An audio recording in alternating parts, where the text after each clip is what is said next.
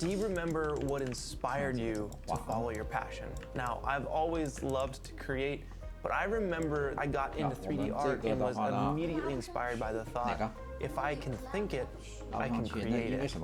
If I knew how to use the programs, then technically I'm only limited by my imagination. And that thought still has me inspired today. So in this video, I want to break down my process for my latest piece of 3D art in the hopes of inspiring people who want to learn about the wonderful world of 3D art. I'm going to cover a ton of topics, tips, and tricks, so there's lots to take away. And I'll be using a free program called Unreal Engine, so feel free to follow along or just sit back, relax, and enjoy the process.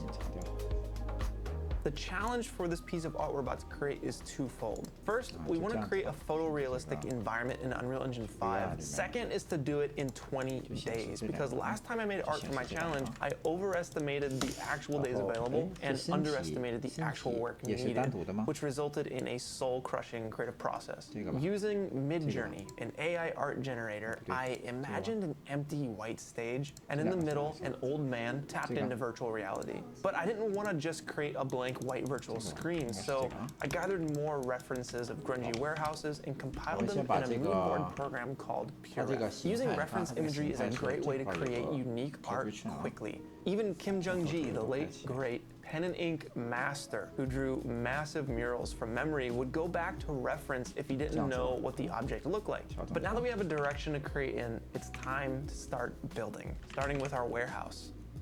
Since I only have 20 days to create, I want to get a version of my environment as quickly as possible. That way we can tweak the light, texture, and composition before adding details.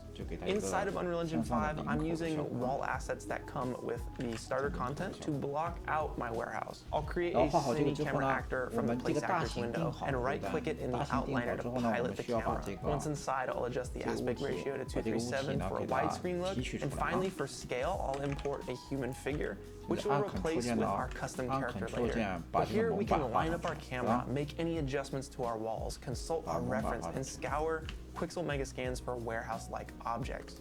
Quixel comes free with Unreal Engine 5 and houses a massive asset library full of textures and 3D scans. Now, one of the best things about Unreal is we can block out our scene with these good quality assets in real time. Again, my goal here is to shape the light, composition, camera angle, and texture without getting into the nitty-gritty. I want to get to 80% completion in 20% of the time, so we can spend 80% of our time working the last 20% of the details.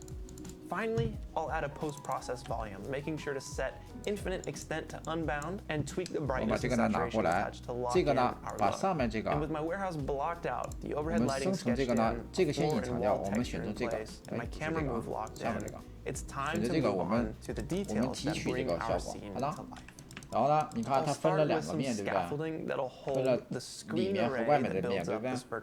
然后我们按住 Ctrl+C 键单独显示它，我们只留一个薄片出来啊。然后它现在明显就不是镜像物体，点 K 键镜像并看键，对吧？然后开对称呢，我们调整它的整体的一个效果啊，整体的一效果。So I modeled a rough likeness in Cinema 4D, imported it into Unreal, and populated my scene with it. One quick tip for you guys: if you're importing objects into Unreal and the little preview box doesn't look right, you can toggle thumbnail edit mode and left click and drag to rotate the preview image. It's super handy for keeping tabs on what you got in your content browser. And this is actually a good time to talk about organization because it's already getting out of hand with all of these duplicates. Usually, I have a lighting folder, a geometry folder, and a camera folder. For this scene, the geometry folder is going to be the most maxed out, so try to break down your scene into chunks with appropriately named folders to stay organized. It'll help you guys out in the long run when you're trying to show and hide certain objects. Now let's work on building a detailed ceiling. First, I want to justify our overhead lighting with some rusted fluorescent lamps. Luckily, Megascans has us covered on the housing itself. I'll use a few cylinders from the place actor's window to act as the fluorescent tubes and apply an emissive material instance to them. Just add some metal rods to mount them to the ceiling. Select everything with Ctrl+G to group. Now you can easily duplicate it across your scene. And now that we have our lights in place, let's add some water pipes on the ceiling. I built out a basic pipe structure from 3 simple pieces, grouped them, and went to duplicating. I'll place them in a grid pattern on the ceiling here and add a bit of of crookedness to them. It'll help avoid the mechanical 3D look. I'll trail them down the main support pillars, terminating into a couple electrical boxes. And I want to add one last ceiling detail. So inside of Cinema 4D, I'll make a huge plane, subdivide it, select the points I want to lock in place, give it a cloth tag, set them as fixed points, and hit play. Then bake the object down on a frame you're happy with, import it into Unreal, and drop it in. Sweet, our ceiling's looking pretty believable now. Let's move on to the ground floor details. I'll grab some cracked concrete and leakage decals from Quixel and slap them onto the main pillars here. Decals can be used in Unreal to add a bunch of detail and texture to your scene for cheap. Quixel artist Victor Ullman transformed his scene from this to this, using only decals and lighting in his Silent Hill bathroom tutorial. Another great way to add detail is with cables and wires, lots of them. And I'm adding these in 3 different ways. First of which is by hand in Cinema 4D using splines. If you draw a spline, spawn a circle spline, scale it down to a reasonable size, and place them both in a sweep object, you can get a pretty fast cable setup. I'm using the exact same setup for the wire bundles. I'm using a handful of circle splines stretched out and moved around for variation. I'll import both of these into Unreal and place them all around my scaffolding for added detail. But I'd love a series of wires coming out from the bottom of our VR room as well, so I'm hand drawing one set in Cinema, duplicating it, and adding a bit of variation. I should have simulated this, so we'll get into that in just a second, but they look great in our scene. I'll just slap these cable covers on top, duplicate the whole thing, and give our foreground a nice bit of detail at the top of the shot. It's still looking a bit empty though, so we're gonna utilize the Epic Games Marketplace. Now, if you're not taking advantage of the free stuff Epic gives out every month, you're definitely missing out. So in the Unreal section of the Epic Games Launcher on the Marketplace, you can search for free for the month, where you'll find 5 free assets every single month. If you click Add to Project, all these assets that make up the demo scene will be available in your content browser. My goal is to fill out the corners of this warehouse, so I'll start with a handful of electrical boxes along the back wall and a huge generator to block the back corner. Next, I want to add a little command station off to the left here, where a technician could operate this VR stage from a computer. Oh, and a little friend, of course, because this computer ain't running itself. Let's put an industrial push cart off to the right with a chunky generator on top, maybe a little toolbox next to it too. Another push cart off to the side here behind a pile of covered support beams looks nice, but oh my goodness, what if there's a fire? Better put this here just in case. Now I've placed everything with the intention of drawing the eye to our VR stage, which we'll detail out in a second. But I want to do one more thing, and that's to connect some more wires to this generator and run them off to the right. So eyeballing the inputs, I generated a few more of those spline-based cables, gave them a rope dynamics tag, made a plane with a collider tag on it to act as the floor, and hit play. Awesome, but I want the wires to look tossed around and messy, so I'll animate 2 large cylinders, give them collider tags, and bump these wires around just a bit. Perfect. Bake it down and drop them into my scene. For the VR stage, I used Midjourney again to generate Ghibli-esque watercolor landscapes as the backdrop, but I wanted there to be some movement in what I'd imagine to be like a loading screen or something. So I used Trapcode Particular, a particle system made by Red Giant for After Effects, to simulate falling leaves and parented a low-res Sakura sprite to each particle. Finally, I added the CC ball action effect to make things look a bit more pixelated, and added a grid layer on top to cheat a video screen array. I saved each individual wall as a JPEG sequence and set them up as an animated emissive material in Unreal Engine, which if you want to figure out how to do that, I cover it in this video here, so take a look later. But now that we got what I think is a pretty sweet environment, there's one part of me that feels like something is missing. This would honestly be a great time to send your art to a trusted friend and take a break from your scene for a while you wait for feedback. It's super important to take your eyes off of what you've been invested in for the last week and get a different perspective, because you can unlock some cool stuff you never thought of. Since my good buddy Adam was working on the music for the Top 100 montage that this render was for, I sent it to him. And a day later, he got back and was like, dude, that's so sick how this setup is outside. I was like, bud, what are you talking about? Let me resend the file. I must have sent the wrong one. He said, nah, Chief, I love the early morning light behind the overpass with the building silhouetted on the horizon. Champ, I'm just a bit confused with what you're seeing right now, but you know what? I'm gonna make it happen. Because honestly, I was looking for a way to incorporate an outdoor element to my scene. Somehow the planets aligned, atoms saw the light, and now I have a great new angle that'll make my scene even cooler. Don't get hooked on idea number one. Be open to your art morphing into different iterations of itself. Chances are the V3 is going to be cooler than the V1. And if you're so dead set on what you set out to create in the first place, you may miss this opportunity. But let's dive back in and take this scene to the next level. By modeling some warehouse windows in C4D, using reference of course, after some slight redecorating in Unreal, I distributed them appropriately. As far as my outdoor lighting setup is concerned, I used to use the built-in directional lights, skylight, atmospheric light, atmospheric height fog, etc. But boy, was I chumping it up big time because I did not know about ultra dynamic sky, which allows me to have full control over the look of my sky and even add weather, all inside of one easy-to-use object. So I'll tweak my settings until I get that pre-dawn look. I'll make the stars pop just enough and add some slight atmospheric fog to really lock the vibe in. But something's missing. I want to add a ton of buildings to the skyline to make it feel like we're on the outskirts of a city. And my number one go-to resource for large-scale buildings is hands down Kitbash 3D. I've been using their stuff for years now, and I'm happy to say that they are the perfect sponsor. 我们就得到这个效果了。 Kitbash 3D creates the 得到这个之后呢，我们 highest quality 3D kits on the market. Each themed kit comes with a total of 100 plus buildings, props, and assets, making digital world building an absolute joy. They have a massive selection of kits too. When it comes to cityscapes for my particular scene, ones like Neo Shanghai, New York City, Los Angeles, Neo Tokyo, Goliath, or Sci-Fi Industrial would be perfect. But they cover everything from spaceships, Dark Fantasy and Elysium to DMZ, Diesel Punk, Cyber District, and a ton more. All their kits come expertly textured with native file formats for Unreal, Blender, C4D, and all the other major software and render combos. So if you want to grab one of these kits for yourself, Kitbash 3D is offering you guys 20% off at checkout by using the code PUNISHER20. But they're also giving out a free full-scale kit during their brand new Mission to Minerva 3D challenge that is running right now. They're challenging artists to build out their dream settlement using the new kit. Each artist laying a brick to populate the galaxy together, which honestly sounds pretty freaking sweet.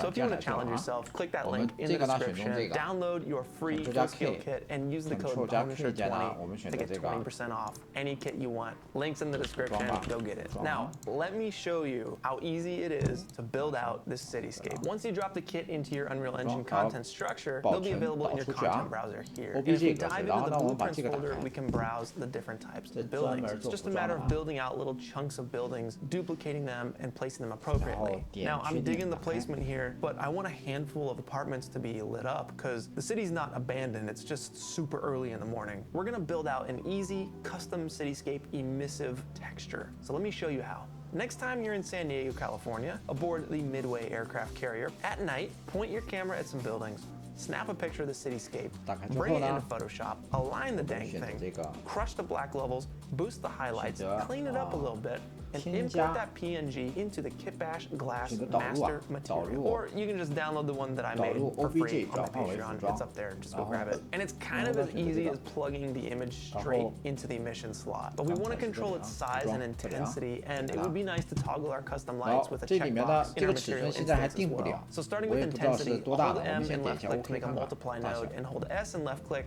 for a scalar parameter set to 1 as default.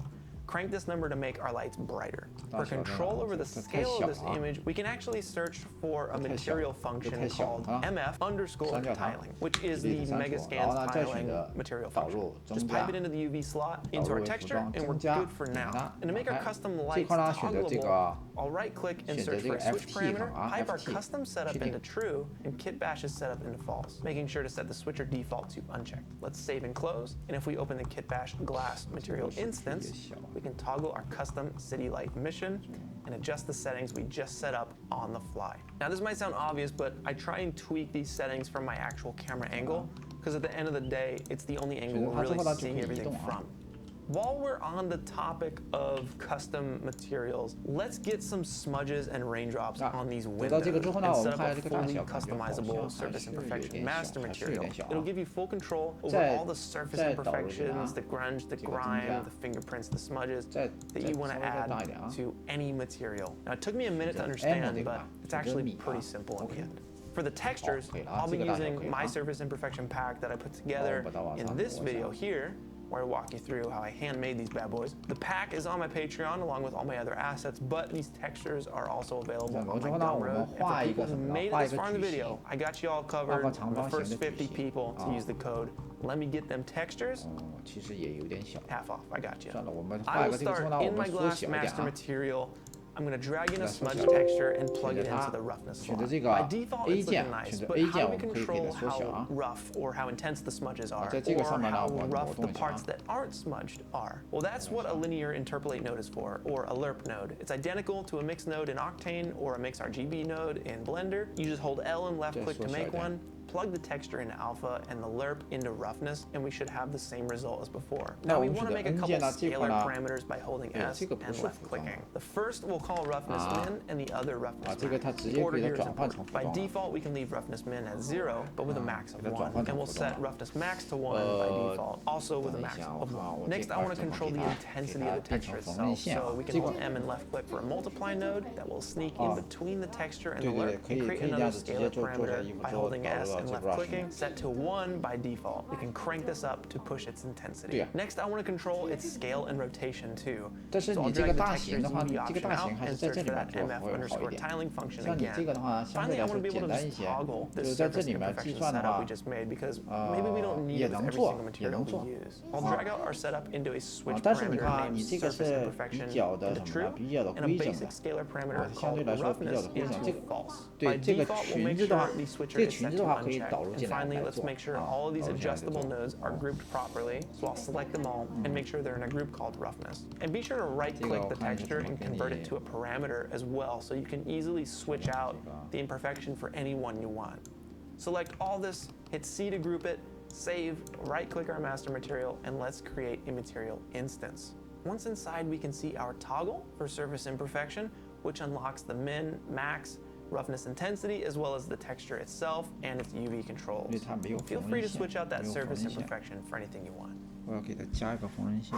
And with all of that, we finally have our complete environment. But I still want to show you what I'm doing to take the art to the max after it's rendered.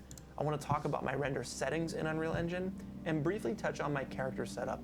I love making environments, but I am not a character artist or an animator, but I did manage to learn about Daz, a free and powerful character generator that lets you adjust every possible facet of your character. It's got a huge marketplace for clothes and accessories, and it'll let you pose them however you'd like. Daz has plugins for most software, so I imported my character into C4D and used their auto IK rig setup to hand animate this dude.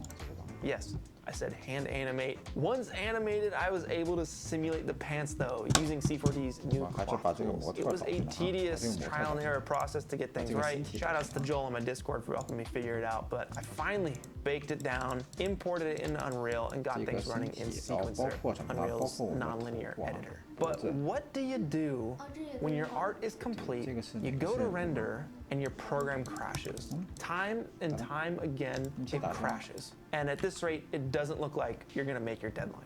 That exact thing happened to me this time around, but here's how I went about solving it.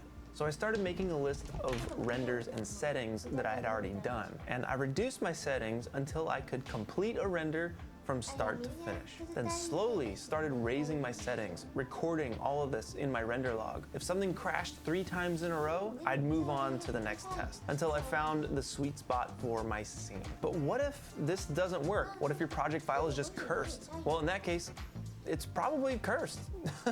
You need to start a brand new project file and copy paste everything over. You probably just unknowingly toggled some deep setting never to be found ever again. This happens sometimes and can be quite common if you're new to the program. As far as render settings go, I'll link you to my last Unreal Engine video where I go over all that stuff. And the only other thing I did differently on export this time was export in the ACES color space, which allows you to extract and maintain a lot more color and value data from your image. Our boy William Fauché has got you covered on that end, so go check that out.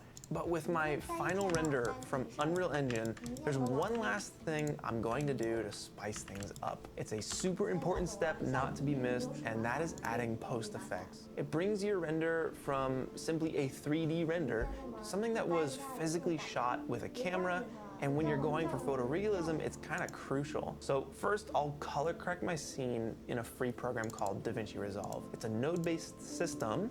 So with my first node, I'll tweak the contrast only, making sure I retain shadow and highlight detail. I'm a sucker for vignette, and I want to make sure the highlights from my sky outside aren't affected by my vignette though. My next node will be for color adjustments only, and already this is looking much better. And three last things that I want to do to bring this render to the max is add some bloom, which really emulates like certain coatings on lenses, as well as film grain, which gives your entire image a really subtle, realistic texture we're all used to seeing on cameras these days. And finally, barrel distortion, which if you're a fan of Ian Hubert, you already know it's the fisheye effect. Just remember, subtlety is key here. After 20 days of work on a 45-second shot, we have our final render. I hope you guys enjoyed this. I hope you learned something, and I hope you all stay inspired to follow your creative passions. Subscribe for more art breakdowns, environment art live streams, and 3D challenges in the near future. My name is Clinton Jones, and I'll catch you all soon. Peace. 画一些这个布料，我们主要是把这个边儿给它做出来。我们先在这儿呢画一个这个长方体吧，长方体。然后呢，我们在这个头部这儿呢，画一下这个啊。 Look, let's be real for a second. A lot of people want to learn Unreal Engine but are intimidated by the size and complexity of this program. You see all the cool stuff, you hear all the hype, but you have no idea how, when, or even why to dive in for yourself. And you know that it's going to add value to you as an artist, but even though it's free and ready to be used right now, you're stuck bridging the gap between Blender or C4D, whatever, and Unreal Engine. I get it, I was there. The goal of this video and all of my other Unreal Engine videos on this channel is to help you bridge that gap. Because at the end of the day, this program is awesome. It's the freaking best. So in this video, we are talking materials in Unreal Engine. You guys know how important materials are. They make your art look good. They make the difference between a photoreal scene, a stylized scene, and sometimes they make you just go, you just want to like get your fingers on it, touch it, and feel it. Materials are the best. Without materials, all of our 3D art would just be black and white. And without a knowledge of how to control and art direct your materials, let alone how to set them up, you're gonna get stuck no matter what program you're using. So for the next little bit, I invite you to kick back, open up Unreal Engine if you can, because by the end of this video, materials in Unreal Engine won't be a problem for you anymore. We're gonna create one material. That's it. A master material that all our other material instances will spawn from across all our future projects. And we're doing it together, step by step, in 6 levels of complexity. But look, if you'd rather just pick up the master material that we're going to create over the next 20+ minutes, you can grab it right now, 50% off for the next week. I got it on Gumroad. It'll be on the Epic Games Marketplace in the next day or so. I got you with a link in the description down below. Thanks for the support, y'all. And let's get to this material. But we can't really understand what we're about to do if we don't have a bird's eye view of the material workflow in Unreal. So usually in Blender or C4D, we make a material made up from a bunch of textures, and we use nodes to control those textures to make the material that we want to make. Unreal Engine kind of works the same way, but where in other renderers they give you controls for free, in Unreal we have to make them ourselves from scratch. Now, that bit alone is what scared me off in the beginning, but I promise you, it sounds tedious, it's a little tedious, but it's not as bad as you think. Because we only have to make one material, a master material, that all our other materials will spawn from, called material instances that we'll have full control over and be able to tweak in real time. The material instances is what we'll populate our scene with. Another reason that we only use instances in our scene is because they're really light on your system, and like I said, they run in real time.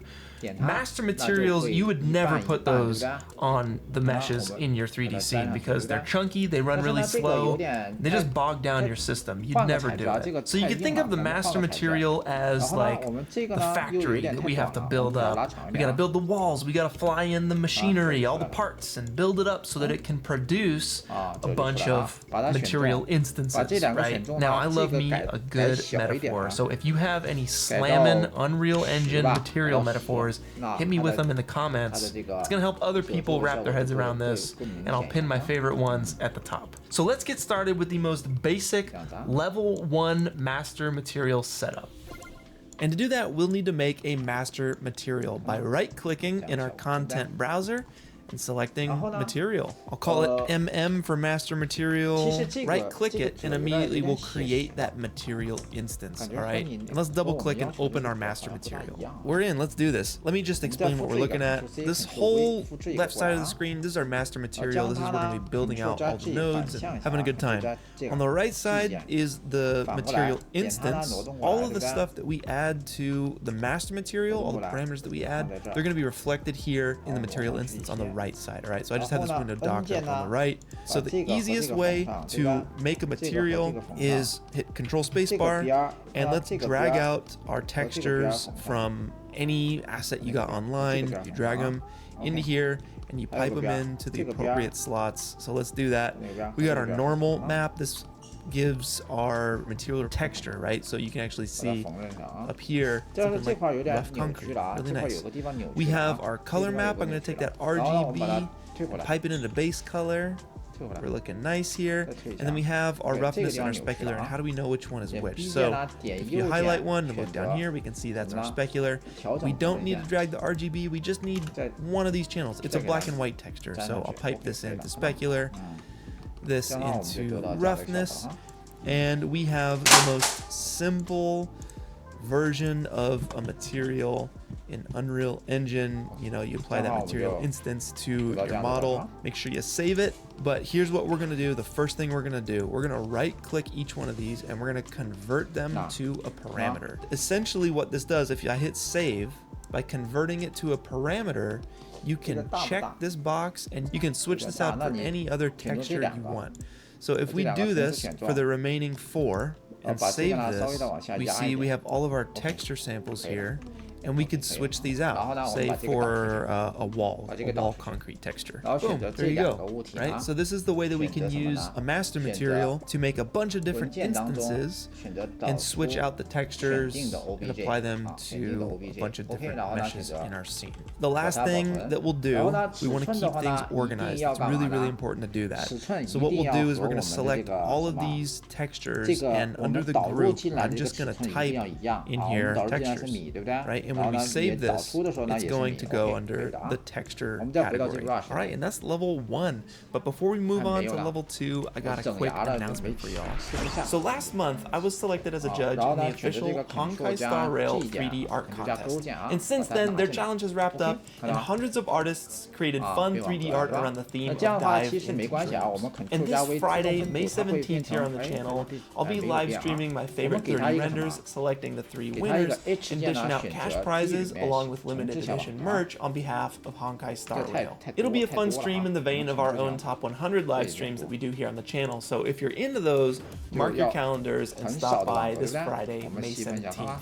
But for those of you who don't know, Honkai Star Rail is a free-to-play, turn-based RPG by the team who brought you Genshin Impact. Honkai Star Rail is set in a sprawling open-world sci-fi landscape and was recently updated with a brand new planet called Penacon, with a city built on dreams at its center, hence their 3D challenge theme, Dive into Dreams. But it's time we dive back into these materials, so look, I'll catch you guys on Friday, May 17th for the Honkai Star Rail 3D art review.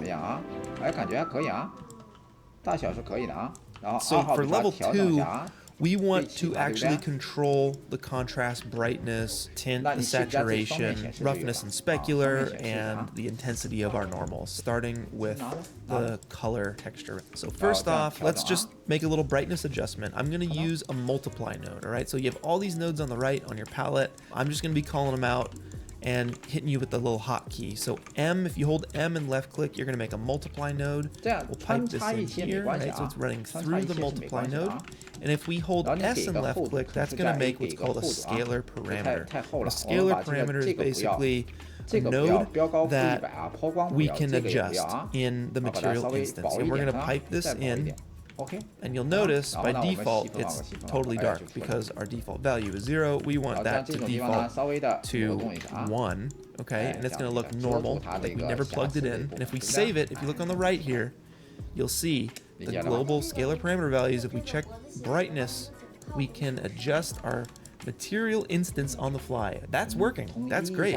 Next, let's do a contrast adjustment. So I'll hold E, left click, and we get a power node. Let's pipe this through, right? So it's running through, the chain's running through. Let's hold S for scalar parameter. Default this to 1 and pipe it in, all right? And if we again save, then you can see, boom, right there, we have brightness, we have contrast. Let's keep moving forward with a saturation.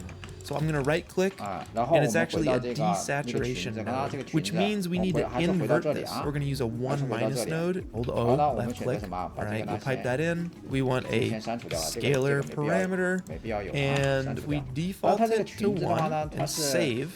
We see the saturation pops up, and we now have a real-time saturation slider for our material. Fantastic.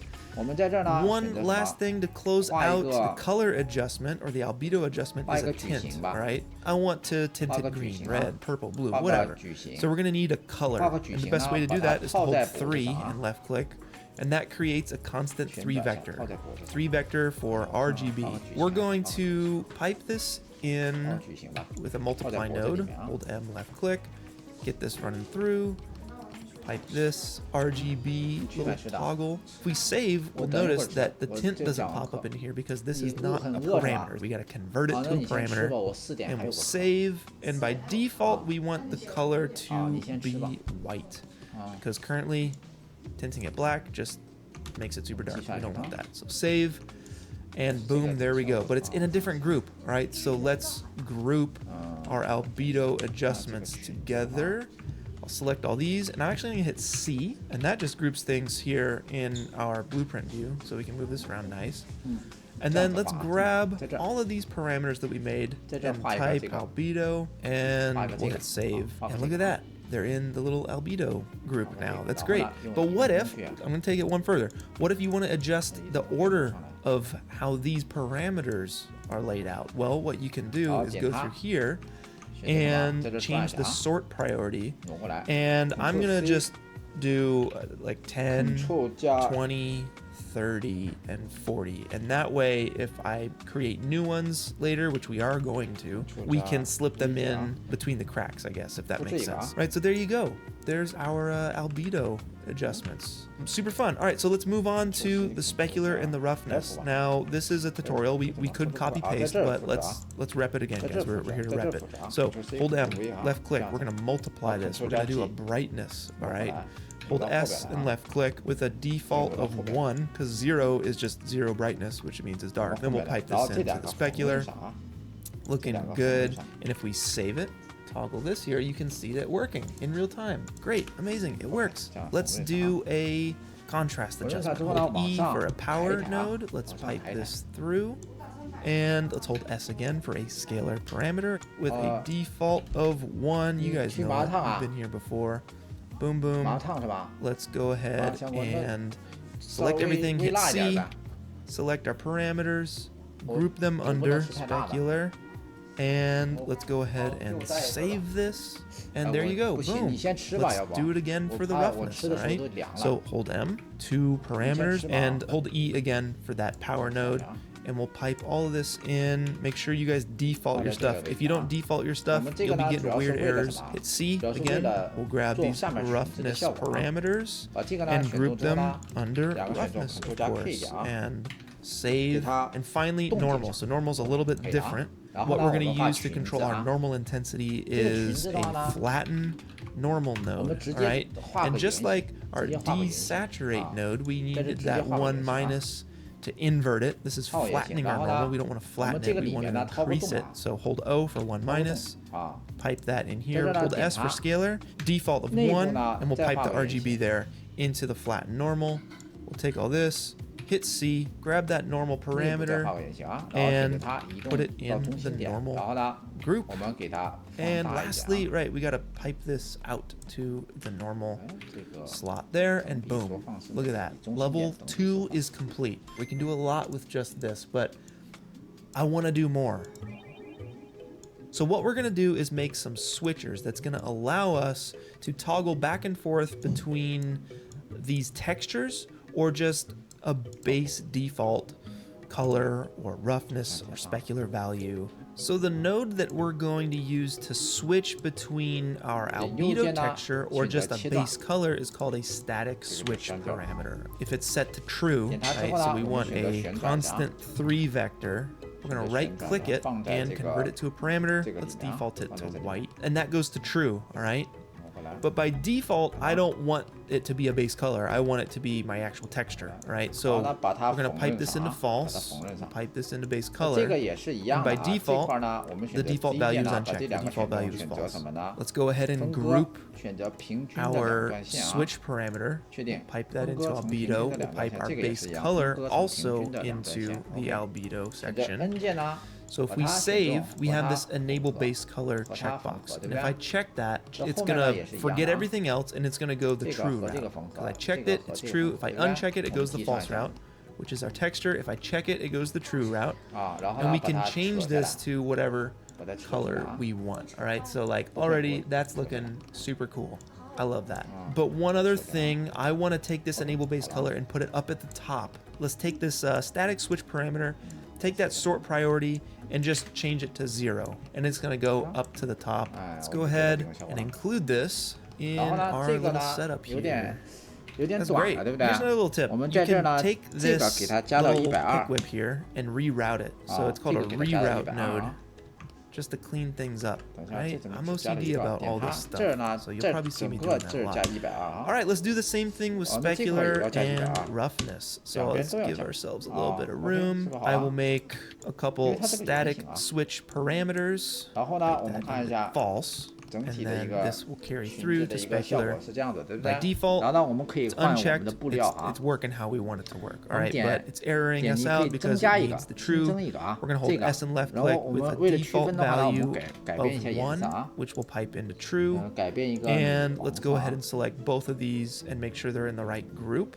And make sure enable base specular sort priority is 0. That way when we save, it's at the top. We can check it, and we can just give our material a base specular. It's not using the texture anymore. It's just using just a 0 to 1 value. Next up, we'll do the roughness switcher. This will pipe into false, into our roughness. Come on now, come on, boy. Into roughness, hold S left click, we'll default it to 0.5, pipe that into true, hit save. Let's make sure to put it in the right group, and sort priority on the switch parameter to 0, so it starts up at the top. Now, enable base specular, enable base roughness, good to go. All right, so that's base roughness. Check that, we can see it works. It's not using the texture. It's actually just using the roughness value of 0 to 1. Perfect. So we can just make a smooth, yellow, shiny little ball. And maybe that's what you need. Again, we're trying to give ourselves the largest variety of materials from this one master material. Okay? And here, we'll do you one extra. Let's right-click the metallic parameter. Let's promote that to a parameter. And we're going to put it in its own group, metallic. And the default will be 0. Because I don't want stuff to be super metal by default. But let's set that to 1, right? We can set this to a chrome ball, right? There you go. You got your chrome ball. And yo, that's level 3 complete. Time to level up to level 4. We're going to give ourselves some position, scale, and rotation control over these textures. And the reason it's level 4 is because we're going to be using a technique called material functions, which is essentially a way for us to set up a little shortcut for ourselves. Let's get started. Control spacebar gets us into our little browser here. I'll right click, go to material, and grab that material function. Bam, get up in here. You see we got nothing. We're gonna basically make some cool stuff, pipe it into here. With nothing selected, let's just hit expose to library, save this, okay? And when we go back into our master material and we search for mf_PSR, boom, it's right there. We got this little node, it's doing nothing, but it's eventually gonna go into all these little UV slots here, and we're gonna have all these fun little parameters like this, but for scale, position, rotation, all that good stuff, right? So let's double click this and hop back in and start building. Let's start with a texture coordinate node. I'm gonna hold U and left click for that. It's the first thing that we're gonna need to make any of this stuff work. Let's start with rotation. That way, no matter when we move the scale or the position, the rotation will pivot from the center point, okay? So the first thing we wanna pipe out into is what's called a custom rotator. Rotation center, we don't have to mess with it. We just need to bring this out to a divide node, and then we're going to use something a little different. We've been using the scalar parameters by holding S and left clicking, but we're not going to do it that way, because if we did it this way, all of the duplicates, all of the material instance duplicates will all be affected by this one value. We don't want that. We want individual control over each material instance, all right? So what we need to do is use an input, all right? It's called a function input. We'll select it, we'll call it rotation, and we'll pipe it into the A, and the B is going to divide. We're going to divide by -360, which is going to allow us to just use this in a reasonable way. We're going to grab all this, hit C, pipe this into our output, save this thing, and then now you see we have this little rotation guy. We can right click that, promote it to a parameter. Oh, and we messed up a little bit, but that's okay. Look, so it's like not a value, it's a color. So we're going to go back in, we're going to take this input rotation. We have all these different modes that this can be. We chose that vector 3, we've used it for tint, we've used it for base color. We just want it to be a scalar, right? That's it. So we'll save it, it'll update. Let's pipe this in, and I'll show you how this works, and then we'll build out the rest of it. Boom, we have a rotation. Let's put it in a group, 00_PSR, 00 because I want it to appear at the top, all right? And when we rotate this thing, it rotates. And let's go to a cube so we can kind of get a better look at this. And you see it's rotating from the middle. Fantastic. It's exactly what we want. Let's build out the rest of this thing. Let's go back to the material function. Let's do scale next. So we're going to divide it. Again, hold D, left click. Get this running all the way through. Looking nice. We want essentially 2 of these inputs. We want a U tiling and we want a V tiling, but there's not 2 slots for this. We need to append this thing. What that means is if I select the texture coordinate, you see it has U and V tiling, right? These scale settings are baked into this thing. We want to pop these out into controllable little parameters. And appending them is separate them into their individual parts. So I'm going to pull up append vector node, pipe that into A and B, drop that in there, and you know we're clean around here, so we're gonna hit C, scale, save this, and you'll see we have V tiling, U tiling, V tiling, looking nice up in there. Cleanliness order-wise, let's get our priorities straight. All right, 1, and we'll set this to 2, just so they show up in the right order, okay? We want tiling grouped together, and we want the offset grouped together, which we're going to build out now. Hold A, left click, that's our add, all right? We're going to do the same thing. We're going to copy this, paste it, drop it into B, pop it into the output. We're just going to name them different things. This is our U offset, and this is our V offset. Make sure sort priority continues. We're going to go 0, 1, 2, 3, and 4. That way, these guys are grouped together. Select them all, hit C, and call it position. Save this thing, and we're looking good, all right? So let's go ahead and promote all of these to parameters. Awesome, and by default, you'll notice, look, it is just a gray blob. It's not our material anymore. That's because our U and V tiling is set to 0. Our scale is set to 0. So I'm going to just set that back to 1, which will bring us back to a normal looking material. Let's make sure all of these are grouped in that PSR group. I'm going to grab all this. We'll call this PSR. y'all know the deal. Let's go down the line and let's get the sort priority going. So tiling we'll set to 1, 2, offset is 3 and 4, and rotation we'll leave at the end, right? So our scaling is looking nice, our tiling is looking nice, and no matter what, we rotate it from the middle and we have full control over that. Freaking awesome. We're on our way, y'all. We're on our way. We're gonna use this position, scale, rotation material function a couple more times because we're gonna now enter level 5. This is my favorite part. Surface imperfections tell a story of where your material has been. It makes it feel more realistic with, you know, smudges, fingerprints. And the best way to get started with surface imperfections is to add one. Again, control spacebar to open up your little browser here, and we're gonna go to the surface imperfections. These are all of my custom ones that I shot out. You guys can grab these in the link above if you'd like. So I'm just gonna drag in the smudges. I love these smudges. Boom. And if we pipe them into the roughness, right, and we save this out, let's get a better look at what this is doing. So the best way for me is I'll make a chrome ball. Enable base color, set it to white, that's great.